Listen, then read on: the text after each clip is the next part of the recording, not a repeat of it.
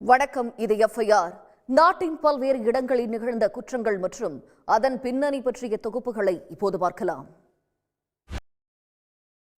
அரக்கோணம் அருகே தண்டவாளத்தில் கற்களை அடுக்கி ரயிலை கவிழ்க்க முயன்ற சம்பவத்தில் சாமியார் ஒருவர் தெலுங்கானாவில் கைது செய்யப்பட்டுள்ளார்.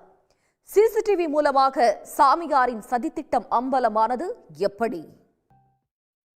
குமரி அருகே முதல் கணவருக்கு தெரியாமல் இரண்டாவது திருமணம் செய்த நர்சுக்கு யார் கணவர் என்பதில் குழப்பம் ஏற்பட்டுள்ளது. ஒரே நேரத்தில் இரண்டு கணவர்களும் காவல் நிலையத்தில் சொந்தம் கொண்டாடுவதே இதற்கு காரணம். யாருடன் அனுப்பி வைப்பது என்பதில் குழப்பம் அடைந்த போலீசார் எடுத்த முடிவு என்ன? சேலத்தில் வயதான தம்பதியை சுத்தியலால் தாக்கி கொலை செய்துவிட்டு 10.25 சவரன் நகையை கொள்ளையடித்துச் சென்ற பீகார் இளைஞரை 5 மணி நேரத்தில் போலீசார் கைது செய்தனர். 15 ஆண்டுகளாக சேலத்தில் வசித்தவர் வயதான தம்பதியை குறிவைத்து கொள்ளையை அரங்கேற்றிவிட்டு பீகார் தப்ப முயன்றவர் சிக்கியது எப்படி? காரைக்கால் அருகே போலி பிறப்புச் சான்றிதழ் தயாரித்து 1 மாத பெண் குழந்தையை விற்பனை செய்த நகராட்சி ஊழியர் உட்பட 10 பேரை திருநள்ளாறு போலீசார் கைது செய்தனர்.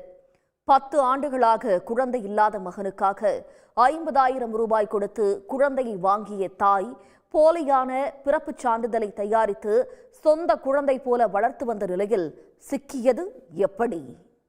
டியூஷனுக்கு சென்ற 10 வயது சிறுவனை கொலை செய்து சூட்கேஸில் அடைத்து வீசிய தாயின் காதலனை அஸ்ஸாம் போலீசார் கைது செய்தனர்.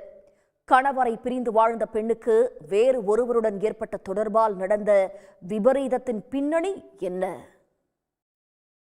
பாலிடெக்னிக் கல்லூரியில் இரு தரப்பினரிடையே ஏற்பட்ட மோதல் ஏரியா தகராக மாறியதில் இளைஞர் ஒருவர் கொலை செய்யப்பட்டுள்ளார். பாலிடெக்னிக் மாணவர்களான 5 சிறுவர்கள் உட்பட 6 பேர் கைது செய்யப்பட்டனர். சிறு தகராறு கொலையில் முடிந்தது எப்படி? இத்துடன் எஃப்ஐஆர் நிறைவு பெறுகிறது. நன்றி, வணக்கம்.